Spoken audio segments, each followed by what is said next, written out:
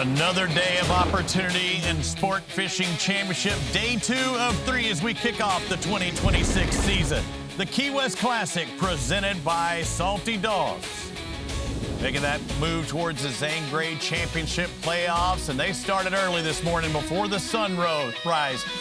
And when you're talking about sailfish, you better have some live bait. You better have the best bait around. And these anglers are hitting the waters that are second of 3 days in preparation for a title, whether it be on the Atlantic side or on the Gulf side, because that is what is special here at the Key West Classic. We have them going head to head. We're not going to butt heads, Peter Miller. I'm Never. Robbie Floyd. But we're going to be talking about 2 different divisions today in the midway point of their first event of the season. You want to start off quick. You want to start off in a hurry. And the thing is, Robbie, they're all good at what they do. They can all fish, whether it's trolling, it's kites, it's flatlines, it's everything you have, it's known to you fishing-wise. You've got to deploy everything you've got. You've got to change it up. You've got to be proactive. You've got to race around, get on those free jumpers. You're going to go maybe troll for blue marlin on those cracks, on the up-downs, on the woods wall. It's very important that you're able to be nimble and quick, just like Vanilla Ice. Quick, be nimble. We're going to talk about the Gulf and the Atlantic Division. Let's talk about the Gulf first, because the Third Coast Renegades, the team that dominated the Gulf Division, they were very, very strong on day number 1 of this tournament. Let's take a look back at yesterday. Oh, yeah. That team on the Magnifico, Third Coast Renegades, led by the leader there. That's the leader. He's on the leader, and he is the leader. That's Garrett Frazier, and he's got his son there. They've got a younger crew. They've got a great captain and Drake, and they fish all over the world, and they are just tore up the fishing. That's 75 points right there, 9:25 in the morning. 4 sailfish for them. Going to add to their total. Again, you're not going to win it on day 1. They're looking for a strong day 2, as is Louisiana Canyons. A couple of sailfish for them, second in this Gulf Division. Jacelyn, no stranger to fishing, as we know. That fish right there, we talked about it, it's light work for her. She's used to 400, 500, 600-pound fish. This fish is about a 50, 60-pounder. It's, 5 pounds of drag, maybe at max, and she's using 20-pound test, 30-pound leader, getting that fish to the boat, making quick work of this fish, getting the leader for 75 points, 360 cam just for extra proof. Big pickup for the Louisiana Canyons. Again, free agency at the end of last year. They make the move from representing Mississippi Blues to the Louisiana Canyons. There's your leaderboard as it comes into the start of this day. So Renegades looking good. 4 of our teams with catches, nothing out of the Blues and the Lone Stars coming into day 2. Let's make a move from the Gulf over to the Atlantic, and that brings us to the South Florida Sails. Ben Simmons' team looking strong on day 1.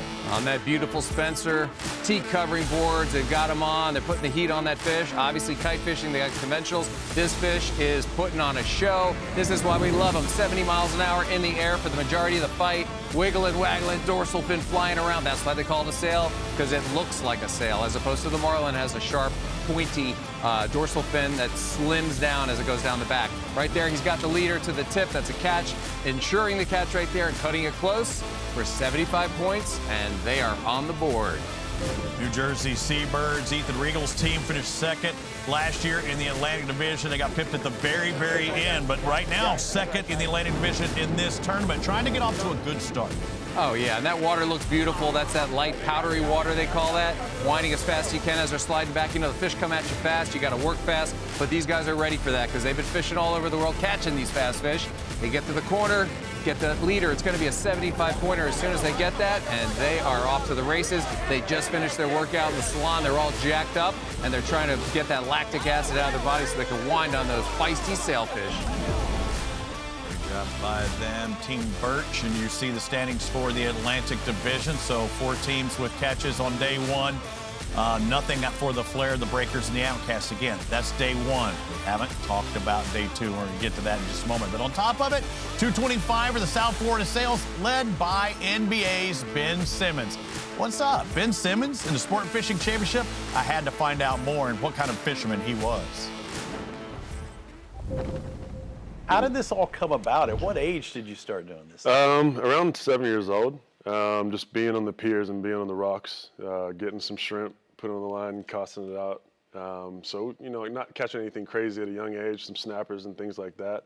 Do you fish tournaments yourself? I know you fun fished. Have you ever been a tournament fisher? So no, No, I haven't Really? been in a tournament, but I'm looking forward to it. I'm looking forward to that competitiveness. We've seen you behind the scenes and getting to go fish a couple of weeks ago, and every day is not a perfect day. No. It's tough. But you keep going out. It's the same as basketball, right? Yeah. I mean, you're not going to have your best day every day. Yep. Do you try and pick up the team? I mean, how do you approach fishing in basketball? How do you correlate the two like that? It's a part of the game. You know, it just comes with it. Not every day is going to be your best day. But, you know, all these guys have a love and a passion for it. You know, we all got each other's backs out there, and we're all going to keep the morale high and the positivity high. So we'll have great days. We might have some slow days, but, you know, it's about being out there and competing.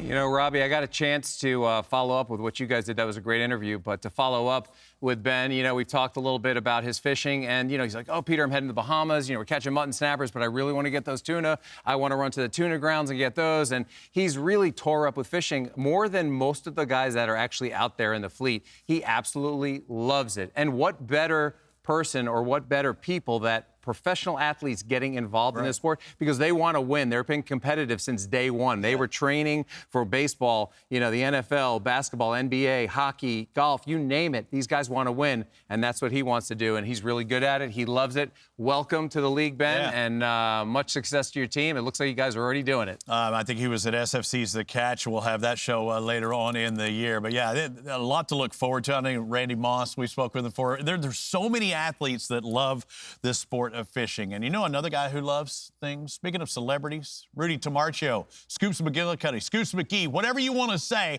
this man has a lot on his mind coming into day two. What you got for us today, Rudy?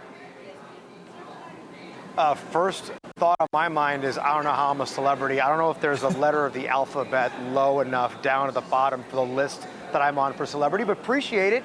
First thought is some housekeeping from the league officials. If you missed us on the YouTube hour, we'll tell you now again.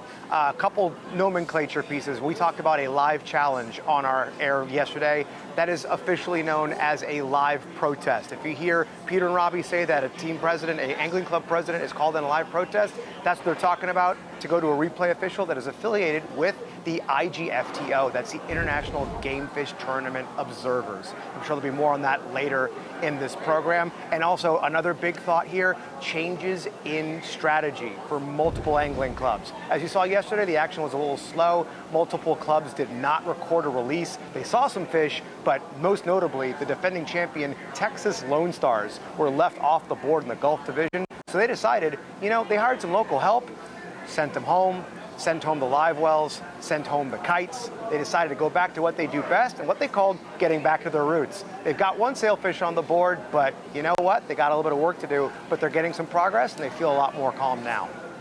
That's good stuff. And now, Rudy, when you see the boats going out in the morning, were you noticing like helium tanks being left on the dock because they're out of helium? Are you noticing that maybe there's only goggle eyes available? The guys can't get all the bait they wanted because they've been traveling.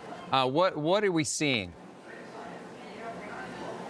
You're seeing a ton of balloons. I mean, helium was going across the docks. They wouldn't give me any. I needed some with my sore throat that I had, but instead they were filling up all of their balloons, a lot of the traditional ones, but a few of your buddy Ray Rocher's balloons too, those new Mylar reusable balloons. You walked over to South Florida Sales, they had them inside their salon.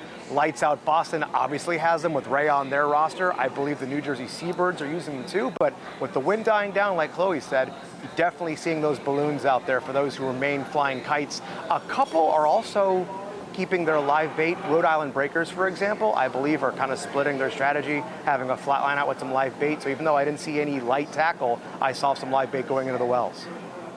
Thanks a lot, Rudy. We appreciate it. I know she mentioned just a little bit about Chloe Turner. Let's bring her now into the show. She's going to be with us throughout the season.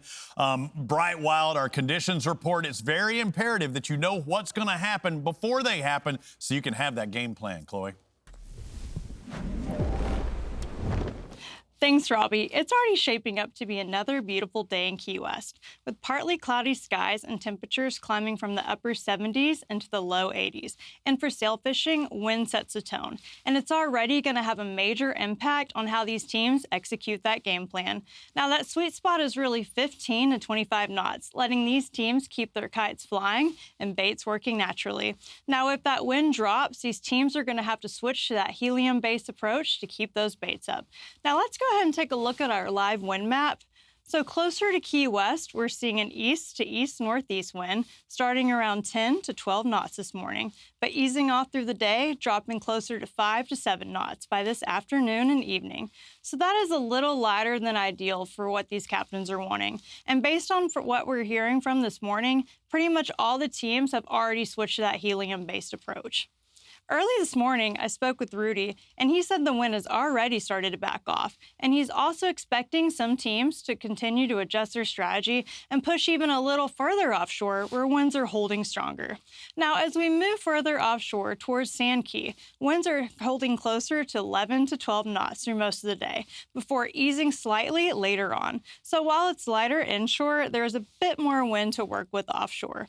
And yesterday, I was talking to Peter about how much strategy truly goes into this, from the kite fishing approach to the bait selection, all of it changing with the conditions out here. And even with a small shift in the wind speed, this can completely change a team's game plan. Now, as we move on to another major key element, so we started the day with a low tide at 4:16 a.m., and that was followed by a high tide at 10:41 a.m., and it is set to drop back down to a low at 5:28 p.m.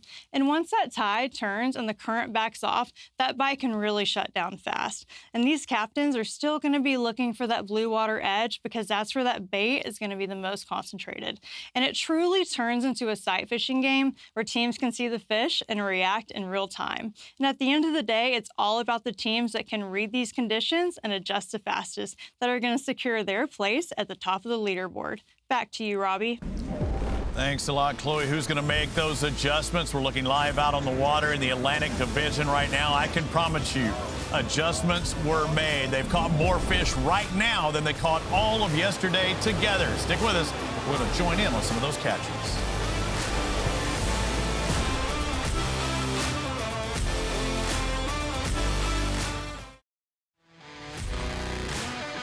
The Key West Classic is sponsored by Salty Dogs, Citizen, One Water Yacht Group, and by Caribe. Expect the best. My boy Petey Pablo always has those keys. What does it take to win this event? Let's move over to the big board. Petey, the Remax, keys to success. Hey there. Today we're going to talk about the keys to success. It's day 2 in the Key West Classic. First thing we're going to talk about is zeroing in on day 2. After a day of fishing, you always have a lot of intel. You have a lot of information. You saw a lot of different things. You talk to people at the dock. So it's time to zero in. What's the bait? Where are you going to go? East or west? You're going to go offshore. And that is really important to figure out right when you leave the dock. Next, we've got the sonar may come into play. I got some intel that there were marlin caught yesterday offshore, up and downs. It's an area near Woods Wall. And that's where the marlin hang out typically. And 3 fish were raised yesterday from other boats. 1 blue marlin was caught. So the fact that our teams have sonar, they should be able to capitalize on that and probably go for that.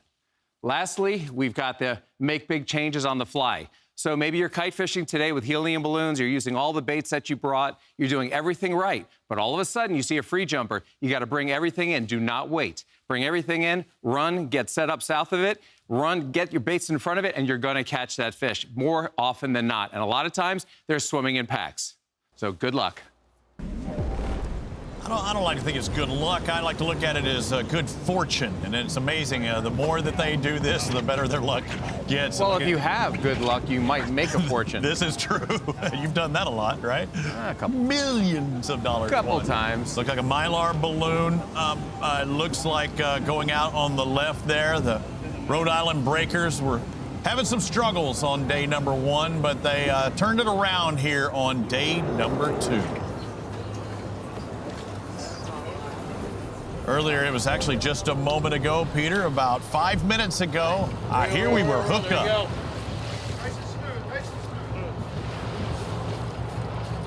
Looks like Frank. He's getting low, He's getting off camera. There he is. Frank Hayeko. There you go. The name of the boat they're on is the Bendito. El Bendito. A lot of people think it's supposed to be spelled Bendito. Bendito? Oh, no. That's a different boat. No, but the T, very different. No, yeah, absolutely. If you're a bandit and you're wearing you're wearing something over your face and you're trying to rob somebody, you're a Bendito. Yeah, but I mean, even this, the bend in the rod, you get the name. How many different real named boats, and it's... That's right. It's surreal sometimes, honestly, how many there are. That would be Those cool. are I know my friends have that boat. The surreal? Yeah, they have. It's my buddy's boat. Sweet. Yeah, oh, look at that. All right, we got a shutter. Iris change. That's right. Pop it off.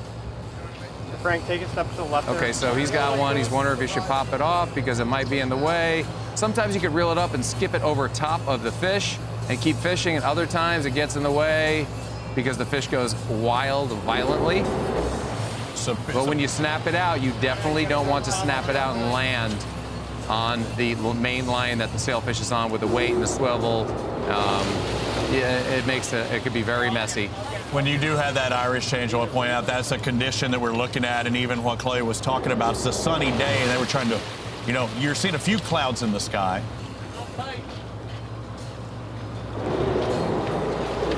Yeah, definitely changing conditions at all times. You got to always adjust. The cameramen have their work cut out for them. Everybody's kind of in the shot, but they want to try to sneak in there, being polite. It's not an easy job, so kudos to all our cameramen out there doing work. I can't get a fob. Captain John Bowen representing this team. What's the problem here? Sounds like he's stuck up in the clip. He can't pop it out. Yeah, it gets tangled up there, and there's no getting it out unless you start. So what do you do? You bring the kite in, and you get it off. You bring the kite in, you try to, when the fish goes in a certain direction, if they're in line with each other, just leave it lay as it does, like in golf. Let it lie. But if you can, bring the kite in, get it undone, and get it out of the way. I'm loving you're having golf mentions here. Play it as it lies. Play it as it lies. Yeah. We're going to be talking golf later on tonight, as a matter of fact. Someone called me and said, Peter, you play golf? I said, I sure do. These teams known for all the tunas they catch in the Northeast, but these are sailfish, a different world. Kite fishing. That's Frank getting the leader. The guys are getting the leader. There it is. Oh, there was a little snaggle tooth there. They got it. That's the guy that was tangled.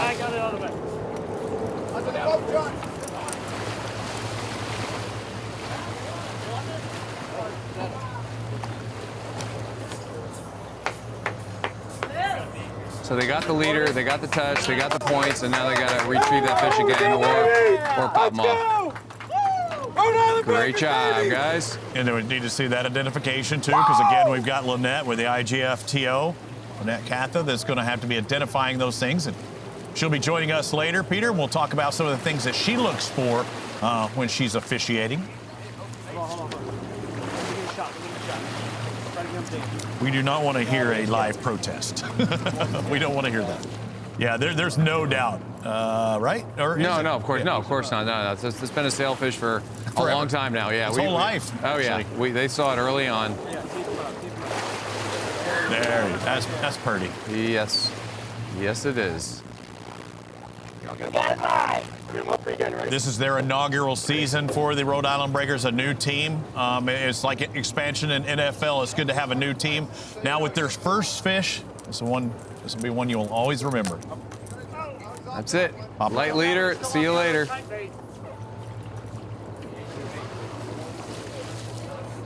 Nice job by Frank there. You're seeing a little vegetation in the water. Rhode Island Breakers are now on the board with 75 points. Nice work, Cat. There we go, baby. Breakers are on the board. Woo! On the board. Does that count as two? Let's go, baby. You.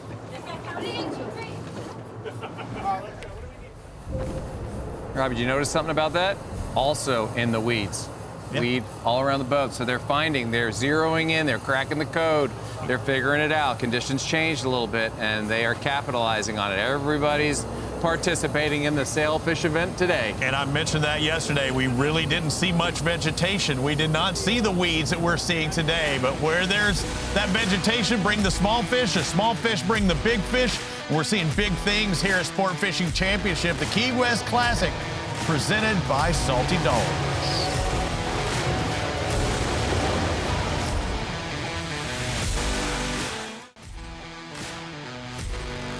Fish like the pros, you got to look like the pros. Visit the SFC shop today to represent your favorite angling clubs all year long. Shop.sportfishingchampionship.com. You know, I'm a Dallas Cowboy fan. I want to wear the jersey. Maybe you're a Lone Star fan. Maybe you're a Third Coast Renegades fan. Go to shop.sportfishingchampionship.com. Represent your favorite teams, whoever they may be. All 13 out on the water on this tournament of all of our angling clubs. The Atlantic Division looking live out there. Petey, you notice anything? I see a lot of peepers, a lot of people looking. Everybody's waiting, patiently awaiting that bite. You know, kites getting redeployed. You got the helium being used. You know, you got the South Carolina Outcasts. Taking a look at them, they've got their Triton, which is a 3-cluster rod holder in the gunnel, since they don't have the rocket launcher, taking up that smaller cockpit as compared to the bigger boats. And they're waiting. You got 3 lackeys on there. That sounds funny. You know, lackey is yeah, that doesn't make sense. I won't use it anymore. You got some Steven. You got Stratton. They're catching those fish, and I think Pops is running the boat, right? Yeah, a wealth of them. Yeah, out there on South Carolina Cascade. Thing to point out about them too, they're not on that 58 black whale that they would typically be on. Manage your stuff back here. They're on Somebody the 44 contender, and this is them just a little while earlier. 242, Steven hooked up. Leave it right where it is. Got a screamer up in the nose of that boat, aka the bow. Yeah. I know you busted my chops for calling the gaff a hook. But I was like, hey, the child stories when you were a kid, you didn't hear about Captain Gaff. You always heard about Captain Hook. Oh, Robbie, you're always coming up with the entertaining comments because, you know, it's true. It's a lot of people that call it different things. Like, get that stick with the thing. Yeah. Get the hook. Get the which gaff. one? You know, now it becomes which one because you have a different gaff for every situation. You might have like a little long stick gaff for, you know, some smaller fish. You might have a heavier gaff for a big fish that you can't afford for the gaff to bend out. They call it blue steel, actually. It's that look from Zoolander. It's actually called Bring Out the Blue Steel. That was back in the day. Just real, you weren't born yet, Robbie. Yes, I was. It's always real. So the captain's racing ahead on the fish. The angler's taking up as much line as he possibly can when they're going at full speed getting after this fish. The center consoles, this is what they do. They can race forward, but you've got to be in sync. That's 20-pound line to probably 30-pound leader. This will be their first catch of the tournament. The team that won the first event last year had been a 0 up till this point. Got to be fired up right now. So close. Austin Dillon, a team owner, looking on. I wonder where NASCAR is this weekend. And he's been winning everywhere. Just real.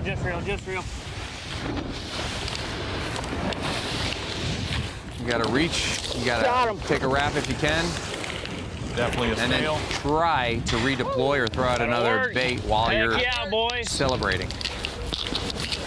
So good to get the skunk off the boat, and not too long afterwards, hooked up once again. So again, you get in those pods like you did in your keys to success. That's right, that's Stratton. So we had Steven on the first one, we got Stratton on the second one.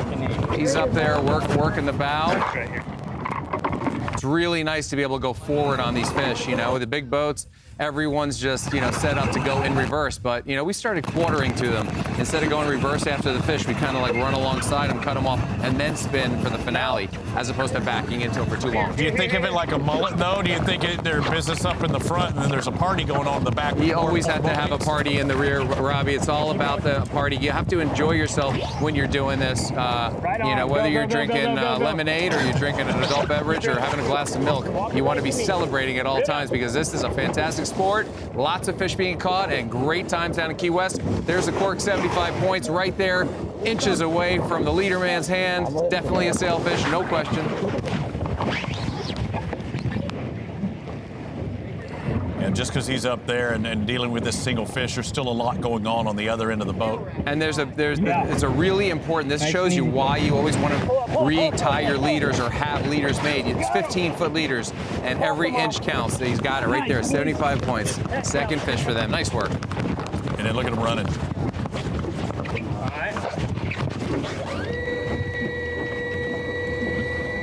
Great job by them, working their way out to the back. You got to redeploy, get ready for another one, because you catch one, you can catch two. Two means three, and we still haven't had, we've had basically a back-to-back, or we've had a double this year. Haven't had our first triple of 2026. Looking forward to maybe seeing that today. But again, South Carolina Outcasts with their first catch. Now we saw the Rhode Island Breakers with their first. A lot going down here.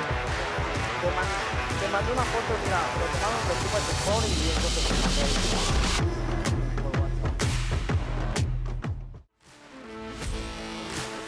Discover heart-racing adventures, breathtaking views, and one-of-a-kind experiences that can only be found through the SFC experience on Guiseley and Guiseley Pro. Go visit Guiseley.com to find your next outdoor experience. Whether it be Peter, myself, or the commissioner of Sport Fishing Championship, Mark Neifeld to my right. Guiseley can hook you up. Mark, you're a fisherman. You've been a fisherman your whole life. They make it so easy, don't they? I've actually fished with Guiseley. So, yeah, back at SFC All-Star Week in Isla Morada, we went out with Guiseley, and you talk about making the entire, experience seamless. The folks at Guiseley, we're really happy to have them here at SFC. Yeah, great job. And Petey, you got a lot of things you want to pick the brain of our commissioner here. Yeah, this could take hours because, Mark, you're doing such amazing things. You know, when you dreamt this up, more than 5 years ago, it was just like a dream, right? And you used to read Word Up magazine. But now look at us. We've got expansion teams. Tell us about what we can expect to see in the expansion arena for these big teams and these big clubs. Yeah, guys. Well, first of all, I mean, just, joining the show and being with you guys 5 years. Congratulations to both of you. I mean, honestly, the three of us have worked together since the inception of the league. And it's just been really a blessing to watch it come together and, to be sitting here in the beginning, launching year 5. We went off the air yesterday. We said, great job, guys. 1 down, 41 more shows. 41 more shows to go this year. Right. But, a lot's going to be happening over the summer. We will expand going into 2027, so we'll have a couple of clubs that'll be up for expansion sale next year. But a lot of changes. When we get to, day 1 of the season, it's very refreshing, honestly. It's like, it's like having 2 seasons. You have the off season, you have the regular season. When you're in the regular season, it's almost like that sense of norm. Right. But the off season, all of the team owners and our club owners, our staff, really putting in work to continue to develop the league and continue to make really, incredible enhancements for the league. I mean, the rules. I mean, when we're done with the season, they're back at it again. We saw some rule changes this year. That's it. Years ago, I mean, you guys remember this. We were retrieving camera cards live from the middle of the ocean. Right. And we've gotten pretty comfortable doing live television, with and watching people out there fishing. But today to have the IGFTO observers in-house, we're not officially unofficial anymore. We're officially official, as soon as we're scoring, and instantly we're watching it up there and we're getting the species identification. But we continue to look at opportunities. There's a lot of traditions in offshore fishing, things that you almost just, I don't say take for granted, but you just assume that those are the norms. And I think what we do at the league is we really always try to to ask the question, is this something that can evolve? Like things like shotgun starts. The first couple of years, we love the pageantry of the shotgun start. Don't get me wrong. It's an incredible environment. If you've ever been at a shotgun start, it's just to be down there and the music playing and the choppers going and stuff like that. But, as a TV product, we looked at the shotgun start and we said, is this something that we could really just call lines in and be able to, not show the running on day 1 of the tournament, particularly with the Gulf tournaments? Looks like Louisiana Canyons are hooked up. Mark, you get to do a little color commentary here. I think that's great because this team in particular, what would we see Peter running 300 miles or more out into the Gulf of America? Instead of watching them run, we're going to get to watch them fish this year. Yeah, absolutely. And, I think adding Key West to the schedule, first of all, just the experience down there in Key West and our host with the Salty Dogs, Jared and the local organizing committee that put the event together, a phenomenal inaugural Key West Classic. We look forward to returning, and I really think that that's going to be a location that we can start our season off every year, bring all of the clubs together. But, you see with that leaderboard, the fishing's really good. And, here's Jacelyn, working her way around the back of the boat. It's great to see anglers fishing multiple disciplines. And I think that that's really what we get to see, throughout the longevity of our SFC season is we start off the season, we're kite fishing. We got a catch alert, Texas Lone Stars. Justin LaMonica is probably, jumping on the couch right now. Isn't this interesting, Mark? They were trolling for Blue Marlin. I mean, is there a chance? I don't know. I mean, it looks like he's pretty suave right now. He's going nice and easy. He's not rushing anything, and they're not speeding back. That's our boy Raul Perez. Oh, Robbie loves to say his Yes, name. I do. Officially From all that unofficial, art. and Raul. From Isla Mujeres. Oh, man. He very, very good saltwater fisherman, but sailfish around Isla.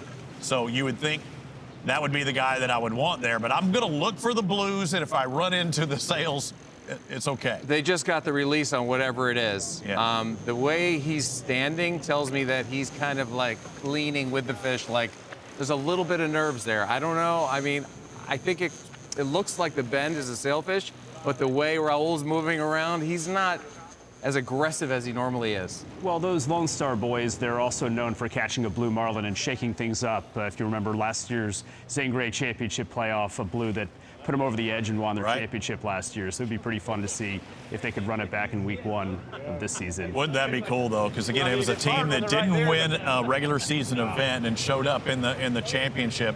You mentioned Justin LaMonica, representative for the Texas Lone Stars. He did a presentation this week at Key West as well. He did, and the Texas Lone Stars championship rings are so well done. But talking about the blue marlin, there is a blue diamond in the side of the ring, and it's for recognizing that blue marlin that put them over, the hump and won the Zane Grey in 2025. What don't you think of? Yeah. Oh, that wasn't me. That wasn't you? That was the Scotty Scheffler and the Lone Stars team led the design of the ring, and they really turned out great. We had a ring ceremony 2 evenings ago before we kicked off the 26th season, and all of the entire team was so ecstatic to receive that hardware.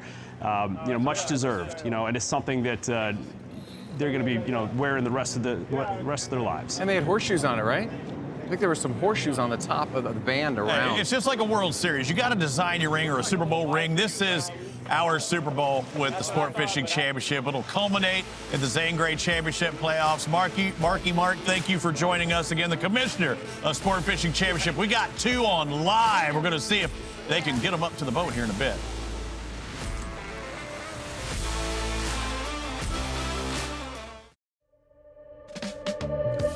Hello, my name is Armando Gonzalez. I'm the owner of Blue Marlin Jewelry in my 2 locations in Isla Mirada and here in Key West. I love sport fishing, and I also really wanted to get my name out there because I'm very new in this community, and I'm off the beaten path. I chose this location because I want locals to find me. So you come into the store with an idea in mind, or no idea at all. Walk around, you see anything that isn't inspiring to you? If not, we'll just take as much time as we need and we'll make it happen. Well, a lot of the clients that come in wanting fish, they love that the fish that we carry look like real fish instead of cartoon characters. I like being different and unique and having the best quality that I can. I had a client that said, I love your mahis, but they're just all gold. How can we change it? I said, well, that's what we can do. We'll put some blue sapphires in it, some yellow sapphires, and some green diamonds. And then the fish, when you're looking at it, it's all bejeweled. And that's how it would normally look when you're bringing it into the boat. So I love sport fishing. I'll get out there and I'll fish. I've never caught a marlin. I've hooked one, but I've never caught it. So I've got a lot of friends that are commercial fishermen that go overseas all the time, and they're always catching marlin. And I'm telling them, you know what? Once I get my store in Key West up and running, I'm gonna go for a marlin. I've got to catch one. I mean, I own Blue Marlin Jewelry. I've got to have a marlin.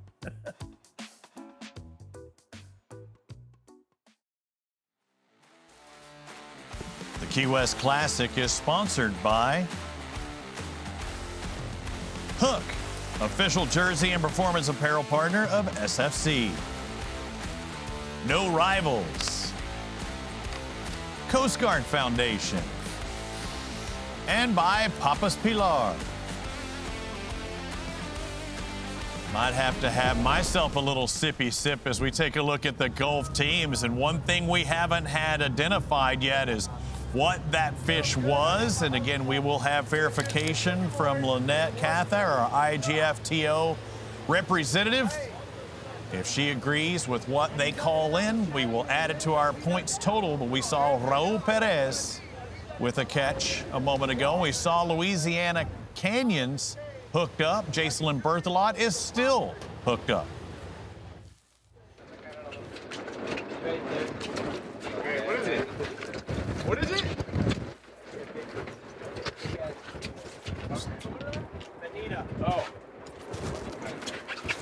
just heard it right there. She's got a bonita on, so she's fighting this fish around the boat. Little sounder. And you see on the scoreboard, Lone Star 75, so they reported that as a sailfish. This is disheartening. You know, back-to-back non-qualifying fish, I mean non-bill fish, and you put all this effort in the fight just to have a good snack when you get back to the house. Yeah, this is, they said it was a bonehead. I mean, it's one thing if you've got a bluefin on there that you fight for 7 hours. It's another thing you've got one of these boneheads that's just taking away your time. That's popped off. See you later. Back to sail fishing. So they're around the right size fish that we want to see those blue marlin being caught, right? How often have we seen them with the tuna tubes with fish? That is a perfect bait. That was actually a big one, but the fish, you know, blue marlin, 300-pounder, could suck that down like a gobstopper. Right. So they're around the bait fish that they would normally be loving. Unfortunately, they're catching these what would be bait fish when they go back to the Gulf of America, or could be now. We'll see Texas Lone Stars how they've been playing things out, but they did report that as a sailfish, Peter. But if I'm trolling and I'm in the Lone Stars, it's kind of the best of both worlds, right? I'm searching for the big point blue marlin. But if I see one tailoring right, have a sailfish come up in there, then that is a great scenario for them. That's right. Here's the Lone Stars right now. Seeing what they got going on. They're doing their usual program. Two long ballyhoo, 2 shorts.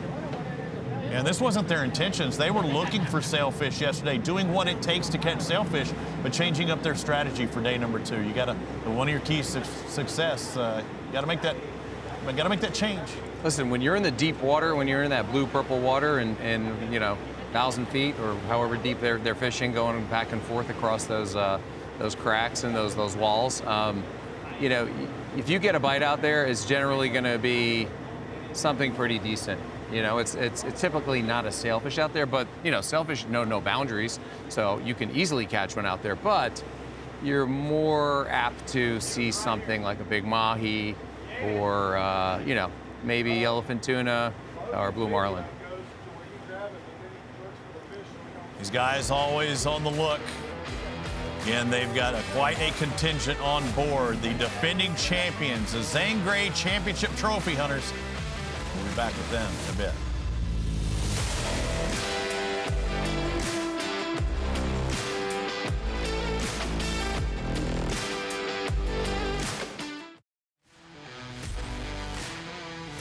SFC returns to one of the most iconic fishing grounds in North America for the Walker's Cay Open, May 15th to the 17th.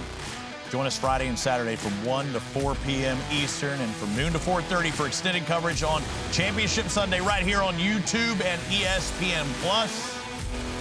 Looking forward to the Walker's Cay Open, won by the Seabirds last year.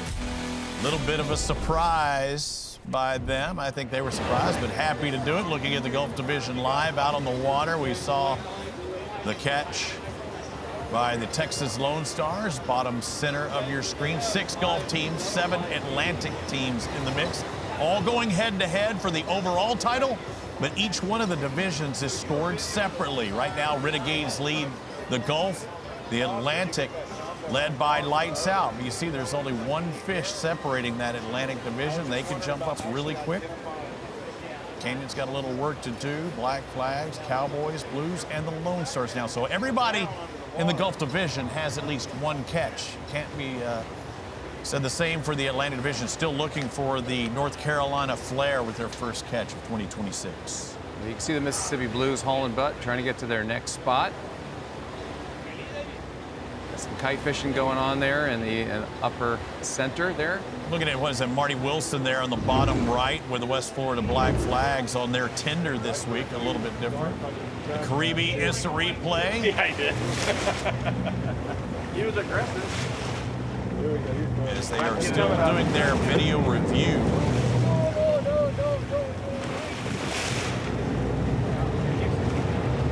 You got the leader earlier. And they were saying that they had the leader earlier, Peter, but they will have to go back to the review. Yeah. You got it, Jimmy? Yeah, we jumped across. Okay, that's good news. Well, that's what I said. That's what Lynette's going to have to see. And yes, they do have to have video underneath the water, or however, to identify. We couldn't see it. Lynette still may need to see it, right? And that might have to be determined later on. So they might have that in their points total, but it may be deducted. And here's what happens. At times, you've got our cameraman or you've got our crew filming, and they can't get that one particular shot because they got to jockey around somebody at that one moment that it shows itself. And maybe they get it on a cell phone, maybe they get it. Here we go. This is an earlier on shot. Let's listen in. So this is the catch that's under review, Peter.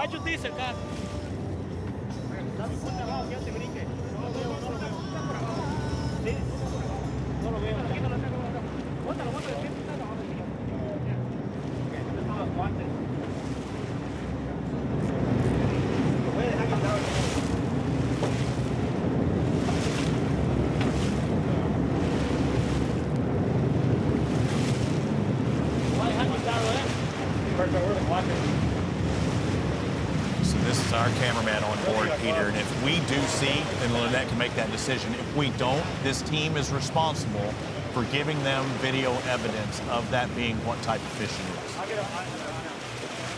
I read my rules.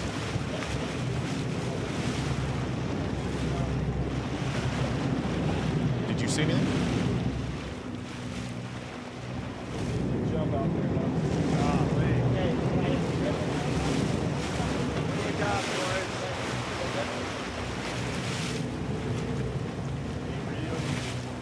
We don't have ID. I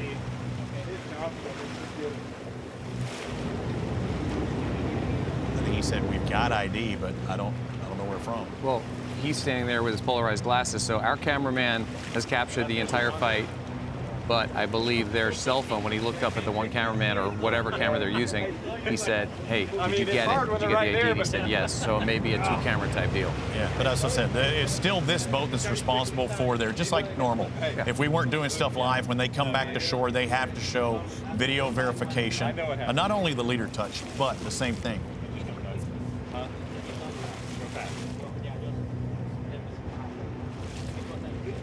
And I know Lynette's watching with us live now to try and make that decision. But it's either there or it's not.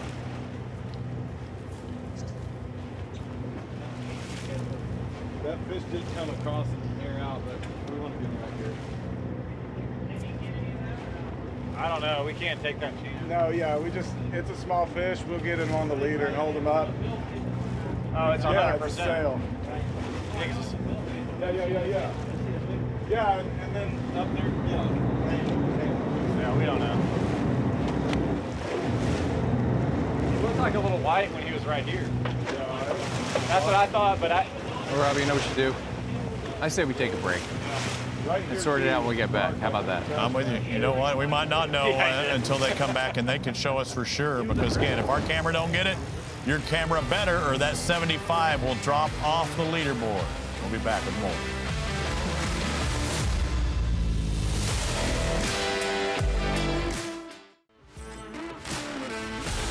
Welcome back to Sport Fishing Championship, the Key West Classic presented by Salty Dogs. Handfuls of fish being caught here on day number 2.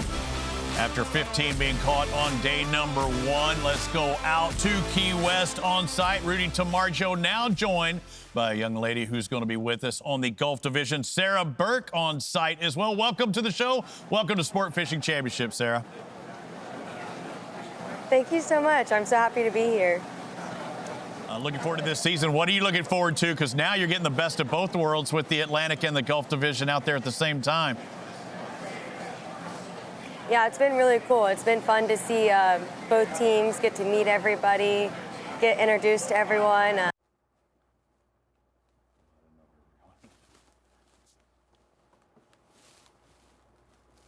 Well, we just lost their audio. The audio. Okay, all right. She was so looking forward to it, we had to cut her feed. Oh, yeah. We had to do it out there.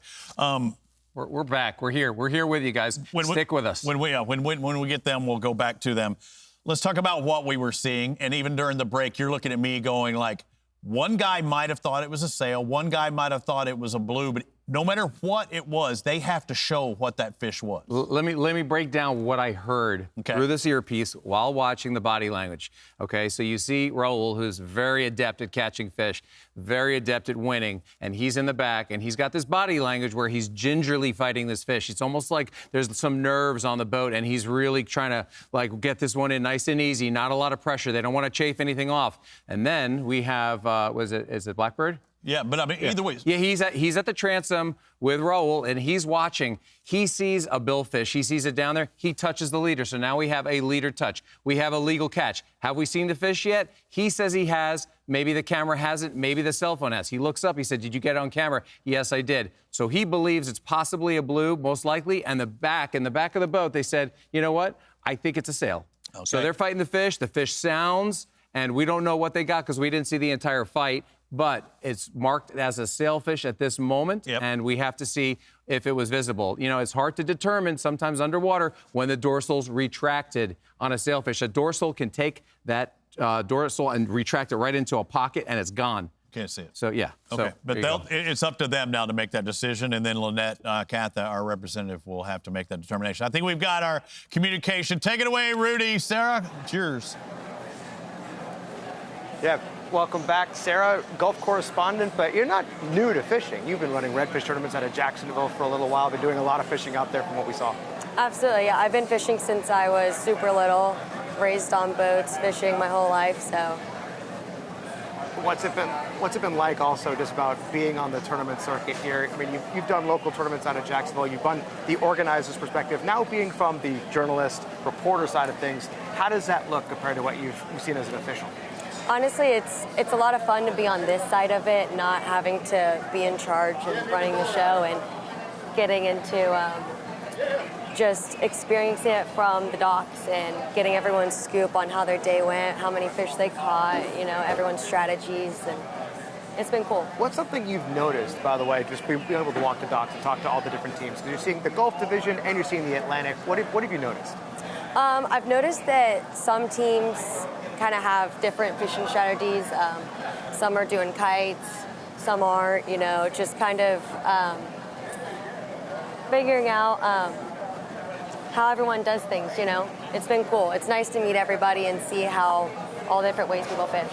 Sarah, welcome to the team. Thank You'll find you. her all season long on the Gulf Division. You'll be seeing content on social media and also right here in every broadcast. You're just getting bigger. Looking good out there, Sarah. And yeah, it is imperative that we get that information because we're in this studio and they're out there getting that scoop each night when they make their way back. Atlantic Division, it's typical. You do back and forth events for them. The Gulf, when you're out there, you're out there. And I was, you know, I've been following Sarah and, you know, looking at some of her incredible fishing moments, and she's got some big red snapper, big grouper, giant redfish, mahis, tunas. I mean, she walks the walk and talks the talk. Great images, great videos, just a little bit of everything. She's even got some drum on there. I mean, she's got the black drum, those funky looking fellas, and she's caught them all. So looking forward to seeing her content, and welcome aboard. As we step aside here for just a moment, you see the points totals at the bottom of the screen. These guys and girls are looking for more. Never give up. It's day 2 of 3 Sport Fishing Championship from Key West.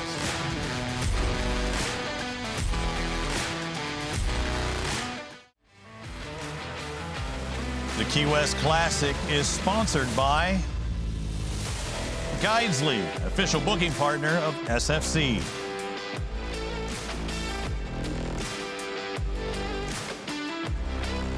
Denison Yachts. Bright Wild, official hospitality partner of the Key West Classic. And by Anetic. A lot of things happening between 2025 and 2026, and including the rules changes. We see some of these changes, and we are already paying dividends today. We're going to be talking about these teams having that one opportunity, possibility, some verification from our officials, and that Grand Slam bonus I don't expect to see any white marlin, but we may see some, and I'm really hoping to see a blue in this sailfish spread. To my left, the Associate Commissioner of Sport Fishing Championship, Mark Farag. To my right, the IGFTO representative, Lynette Catha. Good to have you both on board with us here today. And after we're seeing those rule changes, I want to go with you, Mark, because the SFC, there, as Mark Neifeld said a moment ago, you're constantly working to make things better. Absolutely, Robbie. I mean, we're changing so many things, and we're evolving with technology and time as it goes on. Right now, we're really working on that live protest where teams are able to throw that challenge, that protest once per tournament and retain it if they do succeed in that challenge or lose it if they fail. You know, now we have live video verification, which is we're going through that process right now. We're looking at that last catch from the Lone Stars. It's not 100% yet, but our camera guys are the first layer of defense for these teams. The teams aren't off the hook from catching their own fish and recording them. They still have to submit that footage if we need it, and we can't verify it in studio. So right now, we're going through that. And she's responsible, the first woman director of the IGFTO. That's a lot of pressure on you. I don't care what sport I've covered. Nobody wants to be the official. Do you relish this moment? It's all good. We just do what we're taught to do. So it's good. You look at the footage, you know, if you can't recognize the fish, and, you know, thank heavens we do have the, you know, feeds to go back to and verify everything. And that's a 95% chance that we will be able to pick that up, our cameraman, but we're not dipping in the water if that fish doesn't show itself. But we were talking yesterday, some of the local rules kind of, you know, they're the first priority, but everybody has the same role when it comes to that. That boat's responsible to visually verify and show us what it is, right? Exactly. And, you know, that goes back to the cameraman on the boat as well, you know, because everybody's running around and you want to make sure that you know, get some good shots with that, you know, for us back here, so. So the fact is, when these boats come back, if we haven't recognized what they are, everybody's going to have that opportunity to show not only that, but also for the touch. Take a look with me now. This happened earlier. This is Raul Perez. Now, the first thing you almost want to look for is if you can identify, but the second thing is leader touch, right? You have to make sure they grab it, you know, on the leader. On the leader, yes, sir. So at this point, you're looking for a swivel, you're looking for any kind of difference. Correct, and right there is where he touches the leader, but we need to verify if it is a sailfish. Well, we see Toby Berthelot oftentimes with an underwater, a GoPro or something, or a 360 sticking it in the water. It didn't have to be underwater. If it shows itself, you can show it up top, but wouldn't it be smart to have one underwater? It sure would, and a lot of boats, you do use that too. So at this point also, and if Peter's correct in what we're thinking, and we've yet to hear from the crew themselves out there, you go ahead and post that total, 75. If they're saying it's 75, it's good. You just haven't verified. Exactly. Because if we go back and we're hearing them, if we go back and they look at it and they say, no, that was a blue marlin, they're able to actually make that change because, again, they have to identify it. Yep. I don't know if we've ever had that question. I'm going to hit you with a hard one, and I don't even know if you did it. What if they say right now it's a sail? They go back and look at it, and they see it's a blue. Can they make that 450-point difference between a 75 and 450? I have to see it. Yeah. So, I have to recognize it. Yeah, a lot is there. And again, they're saying, we think it's this, we saw it's this, we're going to have to prove to you that it's this, but it could be something much, much bigger. As Peter said, somebody thought it was a 450, somebody else thought it was a 75. Mark, Lynette, get back to your jobs. We still got more to go. We've got about an hour left of today's action, still have tomorrow, and both of these guys and girls are having to take care of business here on Sport Fishing Championship. Key West Classic, we still got more ahead.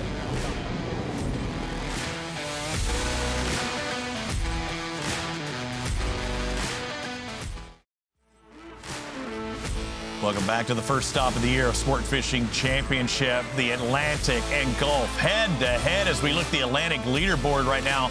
Lights out Boston, a 75-point advantage over two teams, the New Jersey Seabirds and the East Coast Remix. Sails, who were the day one leaders, not too far behind. We can move over to the Gulf Division. A little bit of a difference between Third Coast Renegades, kind of like what we saw last year, Peter. Renegades trying to run away with every tournament they enter, although it's a new captain, new crew.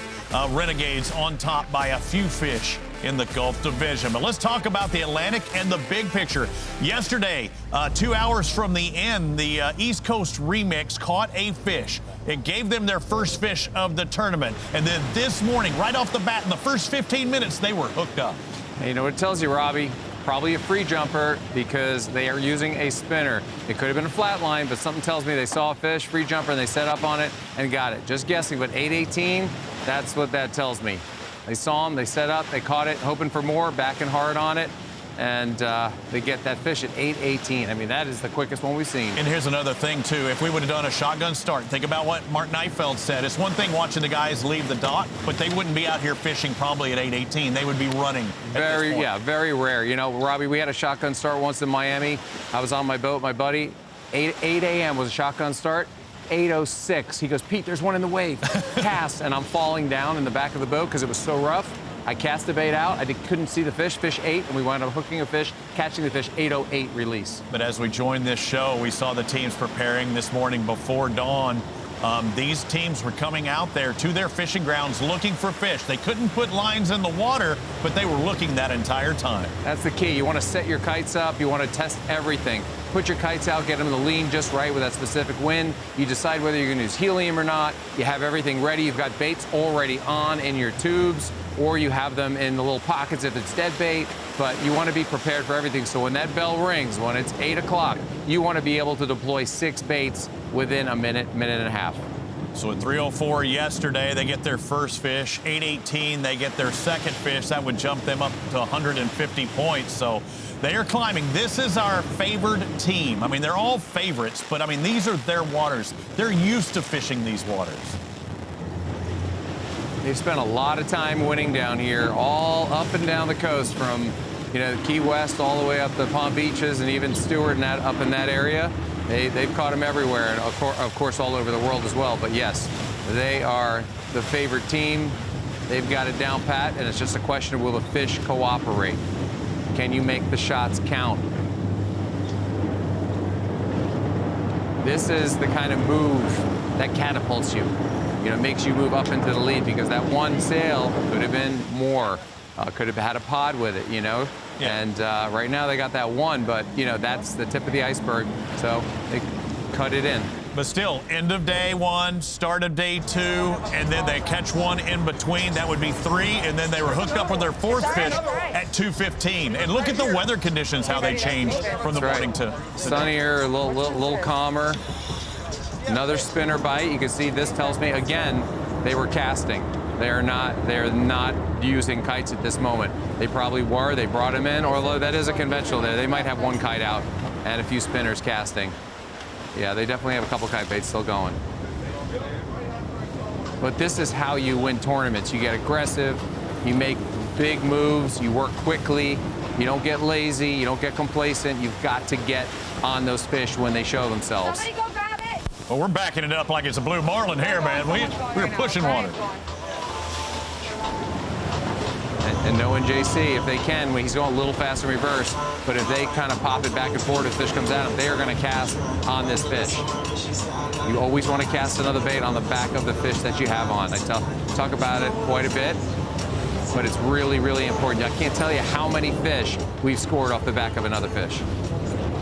You got 3 different anglers catching fish. Qualified catch there, 75. But JC, Sarah, the enthusiasm. I think she's gonna. Ethan, that's exactly where I told you I saw something. We saw Amar with the catch yesterday. I told you, right on that weed. That's exactly where I said it. Thank you. Sarah's Nostradamus. Is that a Raheem Oster? He's supposed to be on that. Is Raheem. Yeah. There's Raheem. He spent his time. He lives down here. I was about to say, Miami. he's got a pretty broad back. Yeah, good call. All right, Well, AC Flair, what do we got here? You know what kind of back he's got? A running back. Oh, yeah. Yeah. Hey, somebody's hooked up. North Carolina Flair. Is this true? Oh, yeah. They're trolling, bumping ahead, making that turn. He's got a rod up in the bridge. He's got to get out of the way. Over, under, over. This is over. This is under. You're What's overdone. The Victor. Let it be true. This is Miss Spitz. This would be their first catch of the tournament. It's sometimes you go. the fucking line. Yeah, cut it. Damn. You got it. Okay. You need the young guys to be able to see that, Robbie. You and I would be like Mr. Magoo trying to clear that. How many turns are you going to go? Oh, 6 the wrong way? No. He did it the right way, got it done fast. Didn't touch the rod. And it's little? It's That's running. okay. It's still moving. You see the rod tip bouncing. That fish is still rip and drag. Now they're going to throw it in reverse. Well, it's good to see it from start till actually hook up there.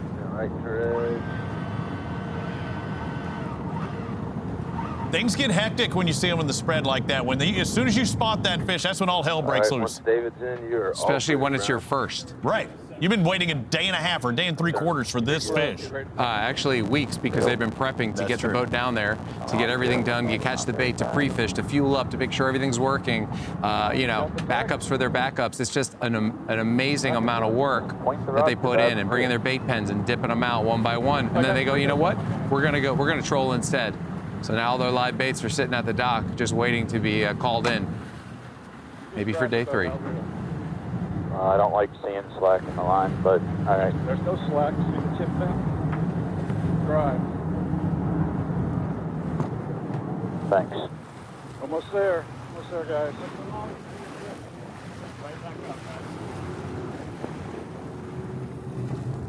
There you go.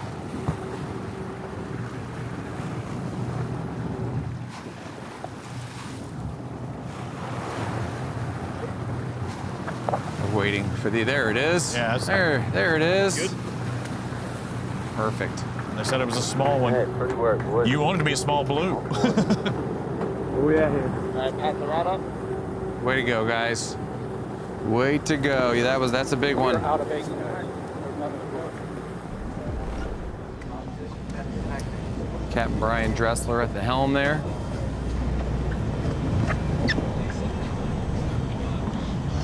And as we look at the Atlantic Division, everyone's kind of chilling, except you see the flare, you know, reeling back and forth, changing baits out, putting it back up on the rigger. Sometimes, you know, in those weedy areas where the fish are, you know, those fish will snap out, and you got to clear the weed off them. You see a 0 for the flare down there. We know that will be a 75 points, so that moves them up into the point-paying category, just one fish closer to a 6th place. Again, every position pays points at the end of the day. 3,500 for a win, 3,000. Are we hooked up again? We might have to check out like something. They're showing something. Break. My name is Robert Spotswood Jr. I'm the COO of Bright Wild, also one of the owners and founders of the company. We're standing in Lunara Bay, which is our halo property. I mean, this is really what Bright Wild's about. It's a collection of 26 homes, all of them high-end, all of them on the water with private boat docks, which is something you just cannot find for rental here in the Keys. Beachside Resort and Residences was developed in 2006 as a residential condo project. It operated as a Marriott for a long time. A couple years ago, we took the flag off, and it's an independent resort today, Beachside Resort and Residences.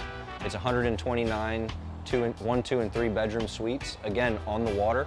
Those units do not have private boat docks behind them like Lunara Bay, but there is a marina where you can keep your boat behind the property and access it directly. I grew up in Key West. I'm a 7th generation conch. Every chance we get, we're looking to get out on the water and spend time on our boat. So when we developed this project, we developed it with the boater in mind. We built this place in a way that would allow people to maximize their use and enjoyment of the water, whether they're fishing, going to the sandbar, or other. So if you're coming from Naples or from Miami, run your boat down. We've got a dock here for you. Our team will meet you on the dock to get you checked in. If you wanted to trailer your boat, we've got a marina across the road. We've got a travel lift and a boat forklift.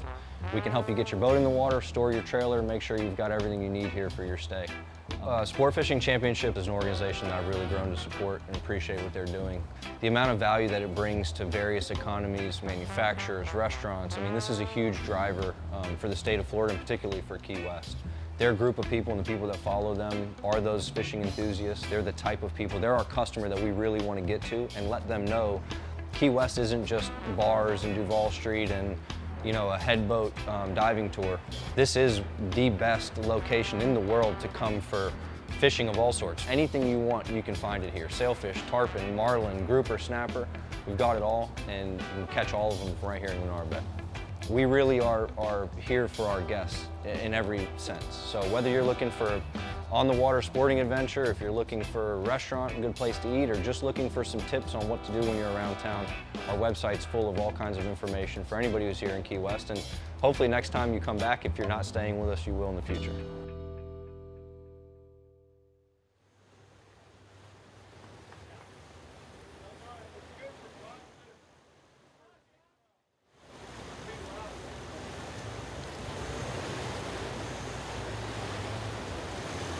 Welcome back to Sport Fishing Championship for the Key West Classic, presented by Salty Dogs. Looking at the Gulf Division, we thought we saw somebody hooked up as we went to break just a moment ago, but I'm not sure that's the case. You look at the Texas Lone Stars, I thought that was them that had something when we went to break, but looking at our instant replay on the right side, you will see that this is a sailfish. That's jumping right there. So you see it ripping left to right. And you see another bait out there as well. So one guy's bit, one guy is getting his bait out of the way. So beyond the bait you see, there's the fish. Again, Lynette Catha, our IGFTO on site here, looking at these shots and zooming in and being able to see much clearer than you or I can at this 20-something foot distance. But they did identify that as a sailfish, not a blue marlin, as we had in question as we're going from the Gulf Division to the Atlantic Division, the big picture. Everybody out there searching for these fish. They have to have their lines out of the water in about 37 minutes from now. And you see lights out right there, Robbie. The leaders of the Atlantic Division as we speak, keeping the boat in gear as they go to redeploy their kites. They just got to their latest spot. They usually run it up the rigger while they're deploying it. Let's see if they'll do that. You see that metal ring to the right there? The kite line goes through that metal ring. Getting that kite out, and as light winds, you definitely want to keep it in gear. Yesterday, we were seeing much more balloons, a lot of helium being used. Some people running out. Peter, you don't have that problem, right? Robbie, it's funny you say that. I just got into the helium business. It's Uncharted Waters Helium, and it's a party tank by Airship, and we're going to have them ready in about a month. That's awesome. Now, this crew, you see, they've got a little too much air, because when you start poking holes in your kite, you know that the air is a little too prevalent right now. Yeah, it's tough. You got to find that perfect kite for the conditions. You're going to maybe be bumping with that kite, and sometimes you want that wind to go through the kite. Sometimes it's a little too much for the really light wind kites. And that's a goggle eye going out as a long. That's the anchor right there. So you got the clickers on. You heard it in the background. Of course, when you put the baits in a bucket, or if you have it somewhere in the bait well, they usually will tie that leader up into knots. So that's why you got the Rocher tubes, typically, and he's letting that bait out. Lights Out Boston in the lead. How did they get there, Petey? About 150 on this second day. They moved from, just catching a couple yesterday to really turning it on today. Yeah, well, you notice they're in a more powdery blue colored water. They're not going for that dark navy, vibrant blue or the purple water. Sometimes they're in that powder, sometimes they're in that green water. So that tells you something. So that's telling, as you would say. We've got one fish off the bow right here. And they only had one fish yesterday. I thought they had two, but they had one fish today. So they're made their work this afternoon. And that kite line, obviously, you want it cleared, because in that position, in that exact angle, if that kite line wasn't up in the rigger or if it wasn't stowed, you would definitely be rubbing on that braided line and you'd be chafing your main line. So you definitely, someone's always holding it either out of the way or you store it.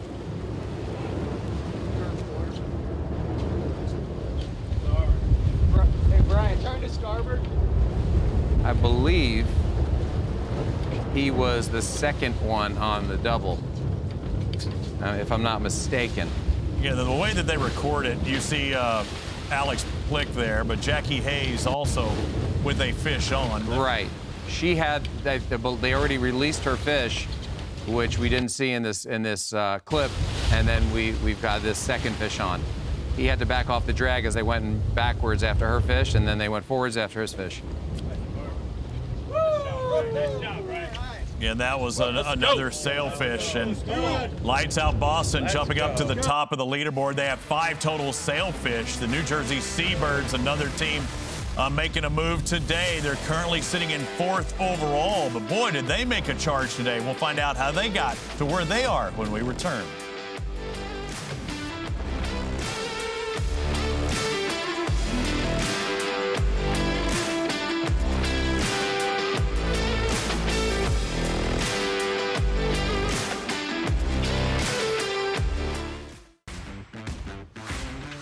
Make a monthly or a one-time donation to the Coast Guard Foundation. Your gift will help active and retired Coast Guard men and women when they're most in need. Visit coastguardfoundation.org to support the Coast Guard Foundation's essential work. We're glad to be partnered with them once again. Click on that QR code. They've been a part of Sport Fishing Championship for quite a while now, and we're glad to spread the love towards the Coast Guard Foundation. I remember seeing them last year at the catch, and so many good things that they do for our military. You know, they do, and I was actually friendly with a commander of the Coast Guard in Miami, and I donated a fishing trip, and he wound up buying it with his son, and his son never caught a sailfish, so I took the two of them out on my boat by myself, and we caught sailfish, and actually, I ran one over, because we had a double on. I'm up in the tower, the wind's blowing, I'm trying to take pictures with a paper box camera. So Well, shout you didn't out. have the Kodak disc on board? No, not at that time, Robbie. This was like 1989. Well, thank you to the Coast Guard for everything you guys do. We really value and appreciate everything you do to keep us safe and take care of us out there. Absolutely. Back out at the Atlantic Division, taking a look at. You know, Robbie, when we were going to commercial break, we saw North Carolina flare looked like they were trying to feed a fish. What do you mean? It looked like they were trying to feed a fish. They release a fish and feed a fish? They were trying to feed a fish. Another? They had released a fish. Let's go back to 020 just a little while ago, about 10 minutes ago. North Carolina flare go from 0 to now they've got their second one hooked up. Look at that, multitasking. Teaser coming in, 2 baits out, keeping it way out of the white water, keeping it clean. Fish is still there, bringing it up a little bit. You like seeing that bait on a certain side of that wave as well. All waves aren't created equal. You want to come down the face of the wave, you want it out of the white water so you can see it. Don't want it flopping or skipping or jumping. Dredge coming in there to the right. Turned off to left long. We're on. Oh, we got him. Okay. Someone's tight. Drop this. Just ate it there. He's on. Good job, guys. That's awesome. But here's a team looking for blue marlin with that 420. dredge. Yeah, I know. Here's a team looking for blue marlin with those dredges out doing that thing, and then they get something else up. I mean, this is a really great scenario for them. That's a Rasta sailfish. Yeah, I'm on. Yeah, don't worry. Be happy. Run that rigger down. Rigger down. I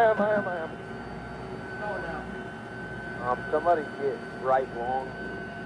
Now down and go under mark. You know, Robbie, fishing my whole life, you still learn every day. I tell everybody, learning. I'm watching these guys troll ballyhoo here in Key West and be scoring sailfish.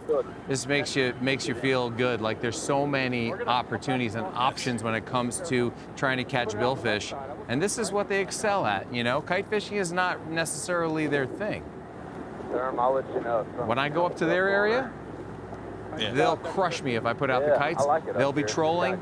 They put out these baits and they're prospecting. They let a bait out. They reel it back in, let it out. They send it back and forth into the spread all day long to try to bring a fish into their spread with their strip teasers, with their dredges, and they cover a lot of ground. You put a kite out up in their area, forget about it. Yeah, you're sitting. But the thing is, the big payoff is they're looking for that big points-paying fish, the blue marlin, doing what they're doing, but they're running into the sails. Now, at this point, there's one on right after you already caught one in 10 minutes. You just keep making laps, baby, and you're hoping that big one comes up there. If not, I'll pluck these sails off all day long. Yeah, I mean, I'm curious. I'm fishing along right now, son. Keep fishing it. I'm curious to hear until he backs up. Or find out where they are. Like, are they in the deep water catching sails? And that would explain a lot. Because sometimes the sailfish will leave their reef. They'll leave that, 80 to 220, and they'll go out to 500. They'll go out to 800. Go out to 1,000. They don't have boundaries. They're chasing bait. Yeah, they're not worried about bottom. They're where the bait is. Exactly. Go behind me. I think that was very well said. Pull the line over my head, please.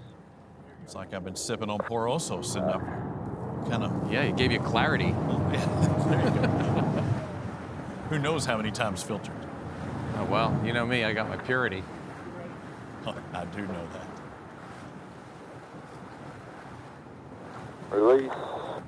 So again, making big moves. We saw it out of our top teams. Lights Out Boston. We saw it out of East Coast Remix on day 2.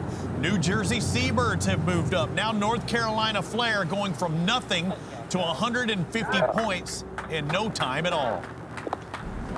That was great work. Longer leaders there when you're using 30-pound test. I think you're allowed 20 feet of leader as opposed to 15 with a 20-pound test.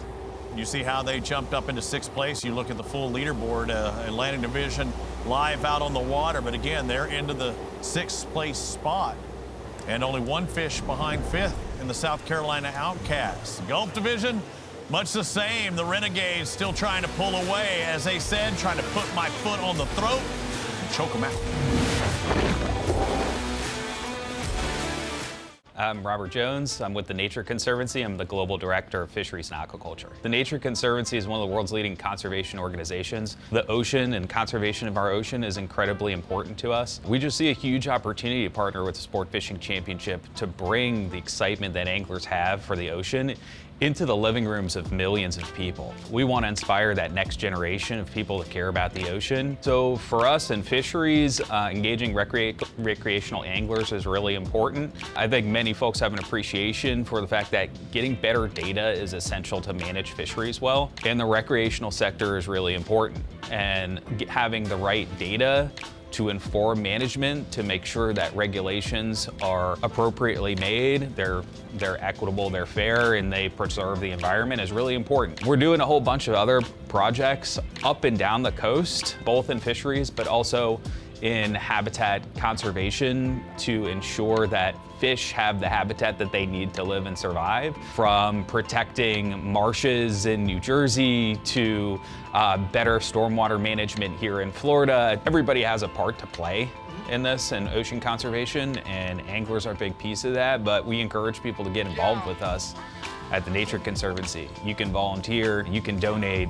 There's projects in all 50 states. We're about bringing the best science into play, working alongside fishing communities, working alongside businesses, and we're just super happy to be a part of this collaboration with SFC and looking forward to seeing what's happening this week with the events here in Key West. Gulf Division I saw a gap bottom right, and we were seeing West Florida black flags. That looked like a barracuda. They got a barracuda in the ice chest. Tastes just like it smells. That's Marty right there. Marty likes to party, kite fishing on his tender. Yeah, Marty Wilson. Well, we're in good water. 1F1. We thought he might have had another one of our billfish species. They had a 75-point ping sailfish yesterday. Looking for that next 75 today. Marty, I'm gonna bring the kite close. We're gonna put your meat on the long, your meat on the long, short on the meat, and I'm just gonna leave the. You know what time is it? Yeah. Excited. I like that attitude. Change those baits out. You never give up. You know, you can't just sit out there with some dead baits. Meat is out of the water. Freshen it up.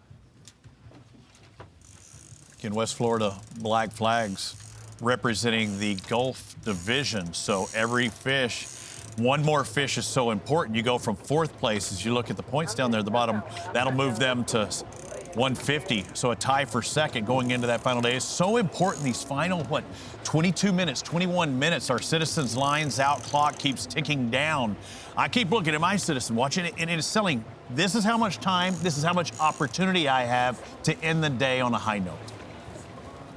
Yeah, it's all about just keep going, and you can't relent. You have to give the new baits. Like you hear the mate talking to Marty. Marty, let's bring it in. I want to put a fresh set out. That fresh set out's going to send signals out. Lateral lines on a billfish or another species of fish. It's going to absorb that and go to that bait. If you have a bait that's just flopping around, just barely alive, you're not going to get a bite.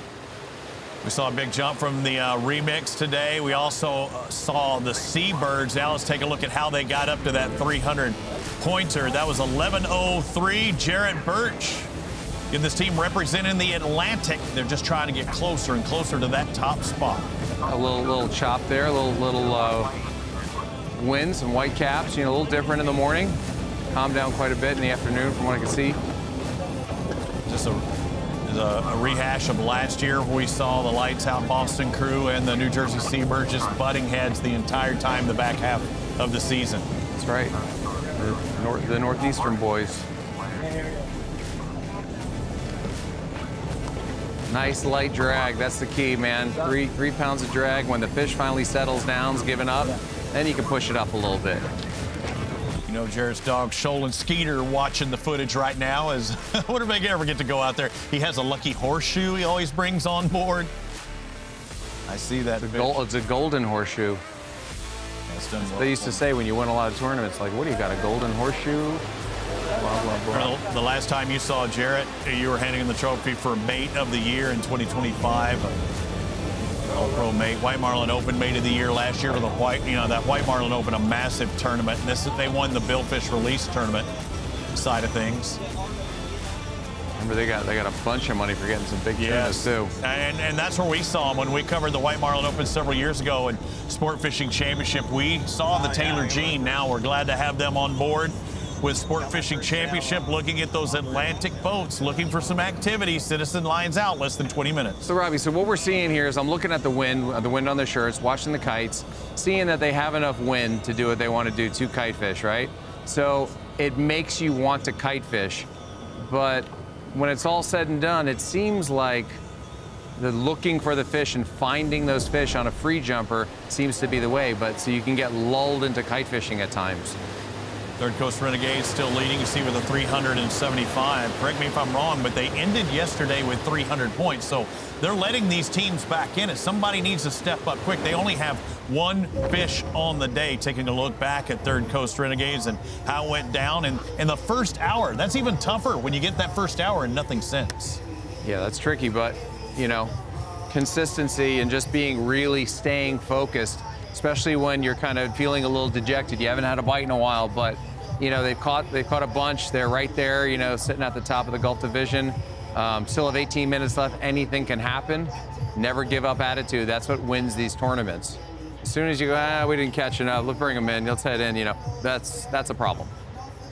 Garrett Frazier catching that fish this morning. We'll see Garrett throughout the season. We've seen this team, or for the most part, right? I mean, we saw Drake Sawyer back in Magnifico when we were at the St. Grade Championship playoff. We're used to seeing this boat and this team, but not necessarily here. Right. It just goes to show you how dedicated they are and how into it they are. And that's, that's fishing for you. I mean, people, when you're hooked on fishing, boy, literally and figuratively, right. I mean, you're tore up with it and you'll do anything to get to that spot to catch those fish, especially when it's tournament season. You got Captain Drake, Sparky, Dusty, Dylan, you got Garrett. They're on that 60 Spencer. Just waiting for something to come into their presence. Sometimes it's a subtle bait just swimming off as a sailfish is approaching, and sometimes it's a violent bite where it just snap right out of that rigger and you're coming tight before you even know it. That's Garrett right there watching intently, watching his crew, watching his son down there and the rest of the boys. Yeah, and some young guns on board. Brian Morris, Tyler Walsh. Morris, he was a protege of J.C. Clear and Sarah, back when he was a junior. So, I mean, you've got the next group of kids trying to build their resume and take home a sport fishing championship here in 2026. All right, Citizen lines out, 17 on the dot. Everybody's looking. Hopefully somebody's catching to close out the day. We saw it on day number 1. Gulf Coast Cowboys with a catch, New Jersey Seabirds all within that final hour. Who's going to step up today? Who's going to make that move going into that final day? Stick with us.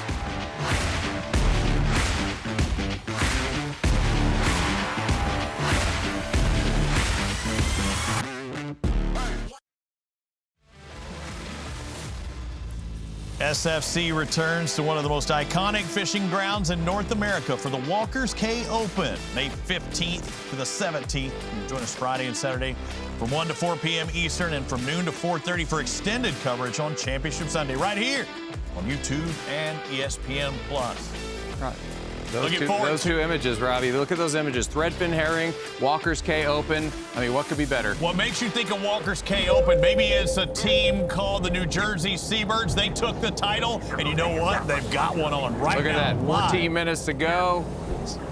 Battling for the lead. It looks like he's on a spinner. You can hear the drag pull a little bit. Left-hand reel. I hope it's a sailfish, but it's down and dirty right there. I hope it's a sail. It feels kind of. I want to see that rod tip. These guys have spent some time down here in South Florida, so I mean they know what they're doing. It might be the New Jersey. I think I heard giant bonita a minute ago. Was it?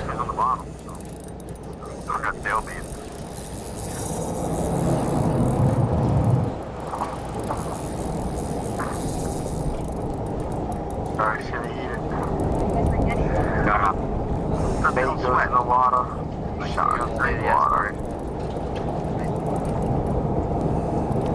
Maybe a toothy critter nibbling on whatever's on the end of the line. It feels like he's either got a bonita or a blackfin tuna, and I could have sworn I heard him say something about a shark trying to eat it. I'm trying to listen intently. How cool is that? That we can listen intently here in the studio to someone catching a fish live in Key West. That's absolutely amazing. Yeah, many miles offshore, hundreds or miles down the coast, exactly.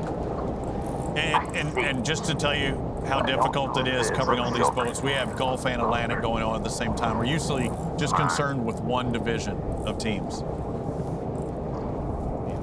This is there you go. It's a bonita. It's like a giant bonita. Nice bonita. I want to see a shark now. Oh, I thought I saw something rip it right now. No, maybe not. Oh, it's a turtle. Oh, it's a turtle. Okay, all right. Well, turtles they hold a lot of things. The turtle was checking out the bonita. Wow, we got a bleeder, folks. Right in the lips.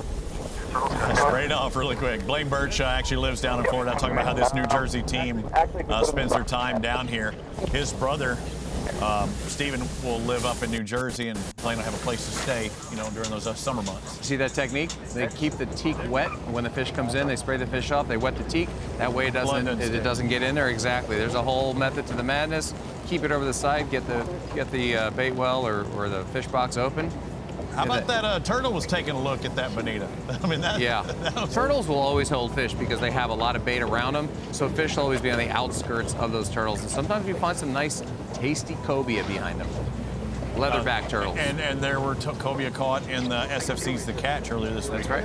A wide variety as Citizens lines out 12 minutes on the nose. Checking in on the Gulf now after making that move from the Atlantic. Blake Bridges up there in that upper left. Gulf Coast Cowboys. Haven't heard anything from them today. Remember yesterday, we ended the catches with them. Alex Stanley, or no, excuse me, it wasn't Alex. Who was it? It was Brian Kelly. Yeah, BK with the catch yesterday. Pumped up, but haven't pumped up. Haven't had anything since. There's a man who has a SFC title. Remember back when he was representing Lifeline boat. Now that we're going with angling clubs, all together, you find your favorite angling teams. And Brian Kelly, the country music superstar, his old bandmate Tyler was with him this week, doing a little something. We'll also see them together again. Is that what I'm hearing at the Charleston? I see a lot of social media. The two of them hanging out and having a good time. A lot of laughs. It looks like good times. They're back. When you're up there, up at top, you have a captain that's taking care of business, but you also have somebody peeping the sonar as well, looking at that Omni, trying to find fish that may pop up in or around you. Black Flag's feeding something. Looks like the Black Flags was maybe feeding something, or is he dropping? I can't tell. And that's the bottom right in your picture. Much easier to see with these icons than just a name. Very helpful.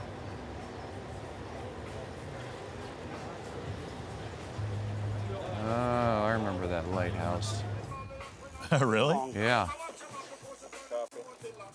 10 more minutes, one sail. Come on. You can make it happen, Gus. I know it.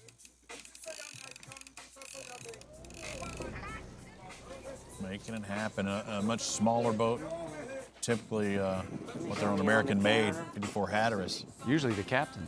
Yeah, Danny Watts captaining that boat. It wasn't me. It wasn't me. Alex Diaz, the typical mate we see on that boat, Marty Wilson, Jack Lauder. It wasn't me. Donnie McMahon. Everybody knows the words to that song, right? You just keep saying it wasn't me, and you got it. Okay, this is when Peter talks over the music. This is what I'm going to save somebody. Yep. Yep. There we go. There's the lighthouse. There's Danny dropping back a little bit. You know, just letting a little line out, trying to get away from the boat. See his kite rod is stored. You see the 3 clips hanging there behind him.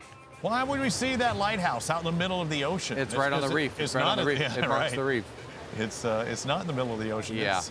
It's making sure you don't run aground, Charlie Brown. Yes, sir. All right, we'll see if they get hooked up. We'll see if anybody can get hooked up in the final 9 minutes of the Key West Classic, presented by Salty Dogs.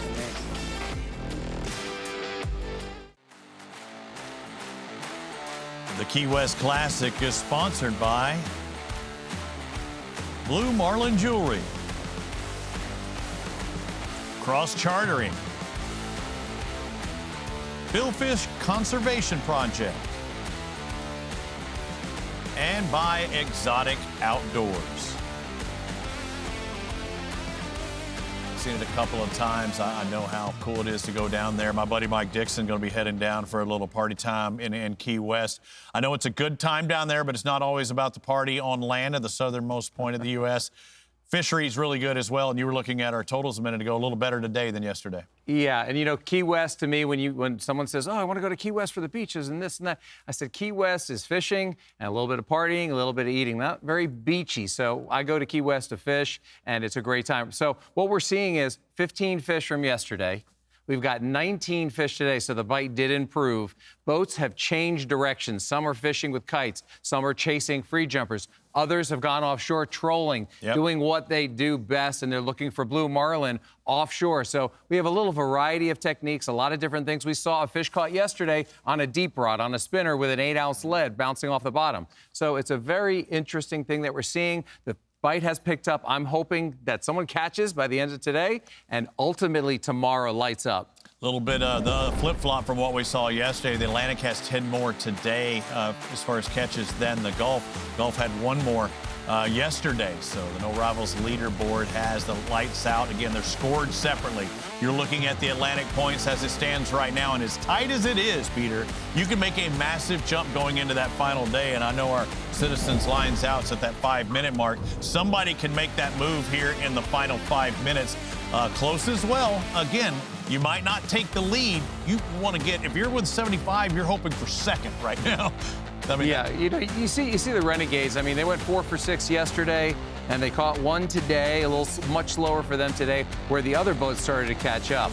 So that leaderboard is kind of sitting pretty, to say the least. And, then we'll take a look at the Atlantic leaderboard, see how they're doing. Checking in on the Gulf, again led by the Renegades, but only 1 fish today. They're the bottom left of your screen. The defending SFC champs, bottom center. Black flags. Yeah, he might have got caught. It looks like it popped out. Maybe he got tip wrapped there. Yeah. I thought the Black Flags might have had something. See Mississippi Blues in the upper right, Louisiana Canyons in the center, and the Gulf Coast Cowboys top left. Working our way around the field. Any surprises today? I'm looking at day 1, Louisiana Canyons with their catch toward the end of the afternoon. Nothing here on day 2. I don't believe. No, yeah, nothing on day 2. So they ended the day. They just hadn't picked up. They're working hard, though. I'll tell you that. Everybody's really working hard on these slow days. At least it's calm, you know. It's really brutal to be out there on a slow day and when it's rough and windy and bad inclement weather. And they're getting the other fish. We have seen them hooked up a few times today, but it's been non-point paying fish. That's frustrating as well. Right, mahi. You got mahi, barracuda, kingfish, blackfin tuna, bonitas. And all of our teams, some on different boats than they're not used to being on throughout the season, and we'll make that change kind of a little bit of a move for a lot of our teams. Our golf teams having to make that move to Key West. That's a pretty good hike. And Robbie, just changing gears a little bit, the bite will turn on and off throughout the day. So in the morning, you know, I feel like it was a free jumper kind of thing. You know, it was earlier on. Right now, you know, they're going at the low tide right now. When you don't have tide moving, it affects the fishing quite a bit. Low tide at the harbor is 5:28 p.m. Eastern time. So you know, it's getting there. It's getting there. And that doesn't help things. I always remember, hey, let's wait till the tide changes. And then 2 hours into that tide change, things start to happen again. We're almost to that low tide mark as you're watching the anglers working their way through these final minutes. 3 minutes now, Citizens lines out. It can still happen, and I say it each time, and I mean it. The captain has his hand on the radio ready to call it in. And I noticed something yesterday, and we said these catches will count. And I'm watching that 0 happen. The one thing that Lynette, our rules official, Lynette Catha, has to be concerned with is the bounce up and the return from the satellite. Because actual time is a little different than what we see. Right, and it could be 5 seconds, it could be 8, it could be 10. Yeah. There's a big variance in that, and it's up to her, and it's also up to the teams, because they'll have to show from their recorder at this time, I called it in. Very, very good point you're making there, Robbie. You know, we see it one way, but as you say, a little delay in a satellite, whether it could be 5 seconds, and that's the difference of, oh, they had it on 5 seconds before line's out. Visually, it may look like, you know, lines are out and then they hook up and they wouldn't count, but that's not the case. And a lot of times the guys are shooting the GPS, and they also have a time code on their cameras as well. Yes. That's mandatory to have a time code in the morning for time and set your cameras, exactly, and you take a picture of it. There's a lot of things you do that we can't really get into because it would be too time consuming. Yeah. Maybe at a later date we'll cover it. But I had to ask Lynette that yesterday, and she told me, she said, yeah, no, it was good. On our clock, it was where it was supposed to be. And I've covered racing my whole life, and I saw an IndyCar race called that way one time, and when you went back to the photo, that wasn't the case, but their transponder was facing a different direction, milliseconds. All right, looking live in the Gulf Division, we're inside that 1 minute, 20-second mark. You're just looking to hook up before line's out. If that's the case, you can fight to completion. The Gulf Coast Cowboys, either he may have something or he's just trying to man. I think he's got weeds on there. He's trying to get the weeds off. He's ripping. And and then he's gonna get that line and put it back in the transom clip most likely. Or he'll just hold it. That's probably the move. In the few minutes left on that Citizen lines out clock, you always want to have the rod in your hands. You don't want to have to take the steps. Oh, let me walk to it, grab it, pick it up, drop it back. That's too much time. Always have the rods in your hands. Have the mic in your hands. Everybody's on their toes right now. Yeah, I'm sitting there with that rod in my right arm and my fingers touching the line, looking for that little tick. Oh, yeah. Everybody has a routine, and look at it. Everybody that knows what to do is doing exactly like you said. There's Raul and Roberto aboard the Texas Lone Stars. That's right. They've got the starboard side there. They own that side right now. And they're turning as well. Maybe I think they saw something. Yeah, maybe they see something here. Yeah, I'm sure they marked something on the sonar. 6 seconds left. Again, there's a little fudge window in there with the satellite back and forth. We'll look at somebody, see if someone gets hooked up. Citizens lines out is now looking for a call-in, listening for a call-in. And is that them reeling in, or do they actually have something? What? I think I saw or heard hooked up. Oh, boy. That's what you want to see right there. Let's hear it. Let's see. Louisiana Canyons? That looks like Jacelyn, and Start clearing everything. Start clearing everything. It sounds like that's the chosen one right there. Clear everything, get the kite in, and then they'll fight this fish. After line's out, you get a little extra time to get back to the dock, typically. I'm sure they're pretty close to home, you know, for the runs. Well, it's not a case of, well, we can try and catch another one. No, if somebody else hook up now, it doesn't make a difference. So that's why they're cleaning shop. Yeah, you always want to do that because there's nothing else. You can't hook another fish. Yeah, that's what I said. You're done. Yeah, everything gets out of the way. Well, this is cool. A little extended coverage here on Sport Fishing Championship. This will count if it is a qualified catch, if it is a billfish. A points-paying billfish, this will count according to Lynette Catha the IGFTO. So let's watch the trajectory of her line coming off her tip of her rod. It's scoped out. You know, it's not like a... Trying to catch up. Not like a tuna that's dove down. No, she's trying to catch up. Oh, The cap is backing faster than she's reeling because the fish is maybe coming at her a little bit. So she's tight, but, you know, that's the communication you want with the captain. Hey, slow down a little bit. I don't want to lose that hook placement. I don't want anything to change.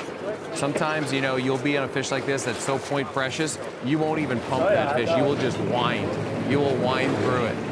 Just rubber band the shit onto it. In theory, if it's caught, it's caught. You just don't want slack in there to let that surface slip. I believe it's the right species, Robbie. When he said what he just said, like, I don't care what you do, get everything out of the way. Yeah. That to me says that they've probably seen it. We haven't seen it, but they hooked up right before the final bell, like just like we talked about, seconds before the final bell, literally. So you never can give up, never relent. And look at their total. 150. It gets them away from the Lone Stars just by a little bit. If this is a sailfish, it gets them a little closer to Renegades, hoping that they stumble and the Canyons can turn it on tomorrow, the final day. Beautiful conditions. I mean, if this doesn't make you feel just so good, you know, fighting a sailfish, but everybody else is packing up and going home, and you're the only one hooked up, and it's quiet out there. Everyone's happy, you know, because you got this fish. It's just a great, great feeling, and it sets you up for a great morning. It's for success for the next morning. There it is.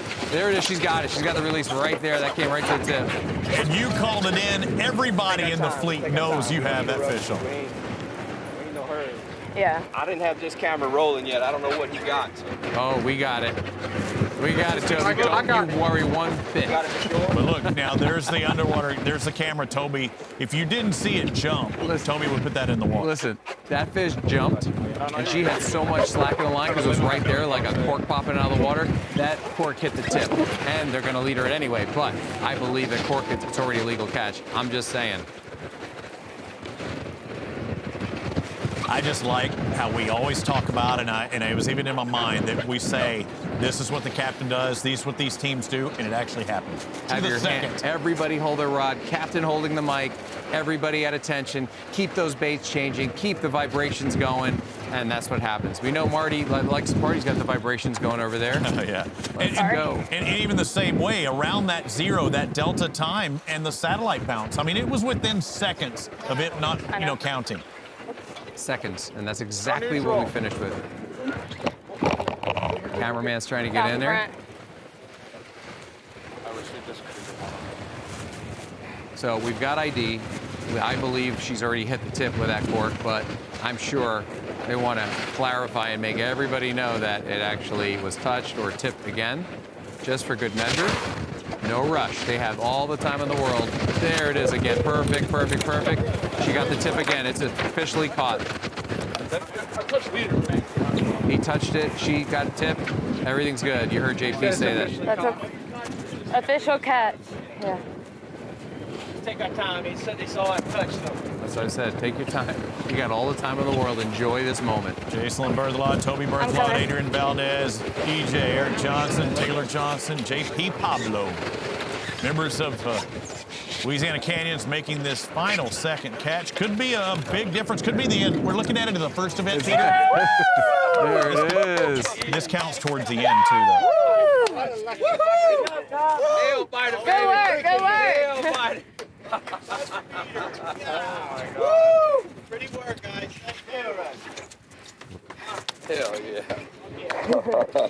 We needed that one. Yeah, we needed that. We needed that, dog. Just ending day 2, you know, it was a slow bite for everybody. I hope everybody saw that on the broadcast. A couple Atlantic boats got a few, but you know, it's been a long day. It's been tough, so glad we got that one and go back in, reset for tomorrow. We got plenty on our plate for tomorrow, I promise y'all. That feels good. Whew. Feels good. Feels real good. So good. Stay my foot in the hot tub. Yeah, right. Yeah, Good work, Cap.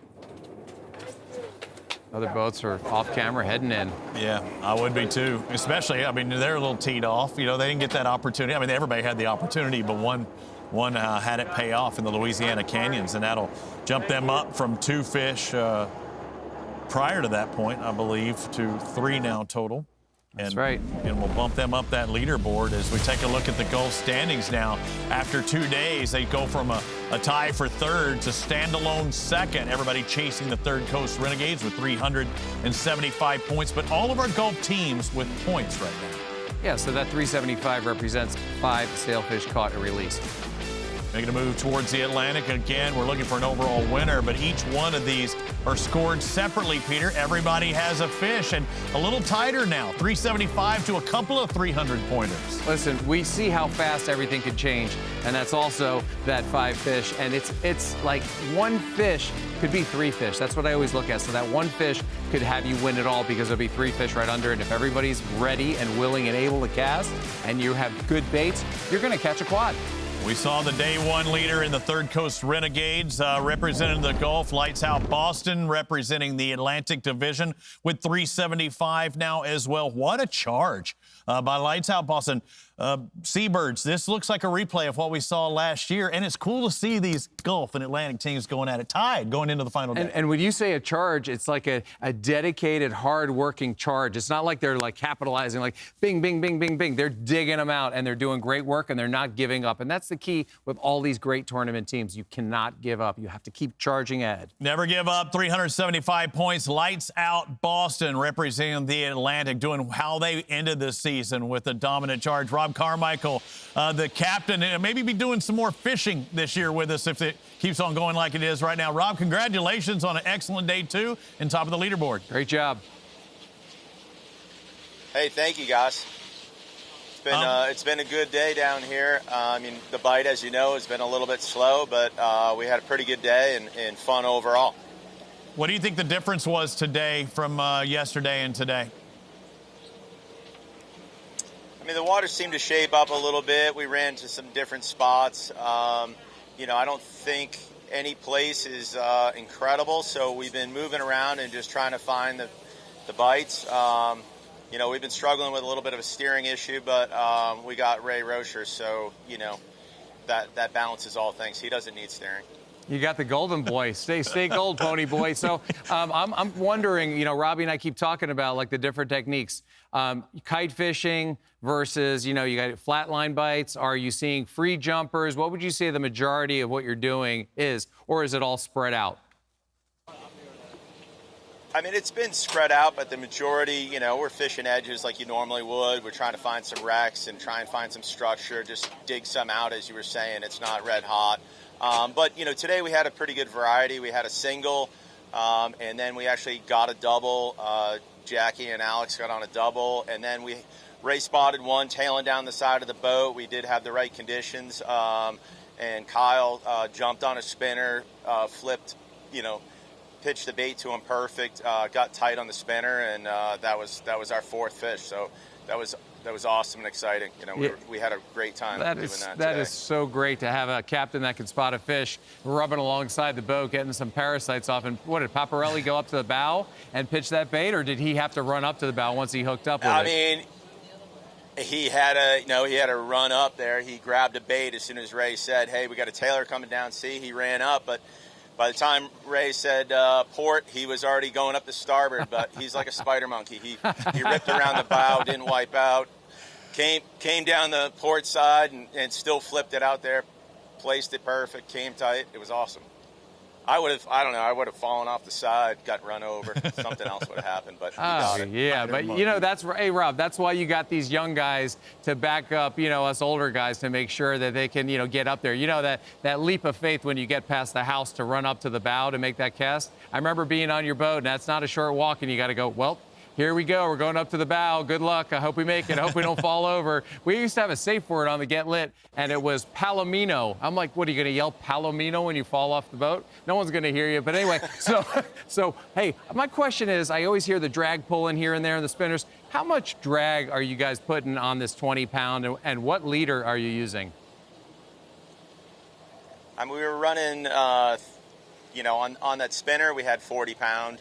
I guess for drag, you know, you're always adjusting depending on what you're doing. So we're probably around 8 pounds strike, and then, you know, Kyle put the heat on him a couple times when we thought we were, you know, had the moment to actually get the release. So you know how that works. It's, you know, Yeah. Hey, and don't forget, Rob. You know, uncharted waters on the Lights Out coming up. I think it's next week where we get to fish together. And I had a raven's nest, so get ready for that Saturday morning. Yeah, it happens.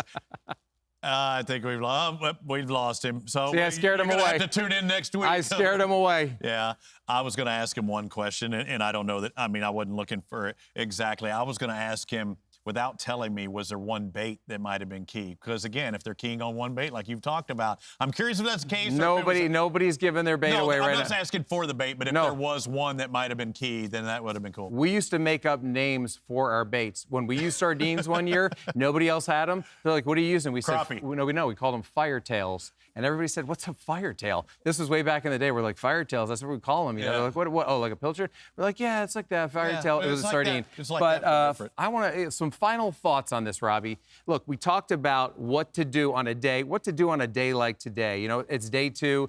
Everybody's vying for position. You've got to make the best of what you see. You see a free jumper, you got to get in, you got to throw a bait. You see a fish come tailing down sea like Ray Rocher did, and then Kyle Paparelli throws a bait. He's got to run around the bow, come back down. You have to be flexible. You have to be able to move. You have to be very quick. You can't miss any fish, and you have to be aware of your surroundings at all times. Change your baits all the time. Keep everything moving and grooving. The more you move and groove, the more you're going to catch. So final thoughts, Robbie. I'm thinking tomorrow the bite is going to improve even more, and I'm still hoping that we're going to get to that blue marlin by one of those boats trolling. That's what I want to see. I've seen a lot of sailfish being caught. I'm looking for those teams looking for the sails, but really wanting that blue to make a massive jump.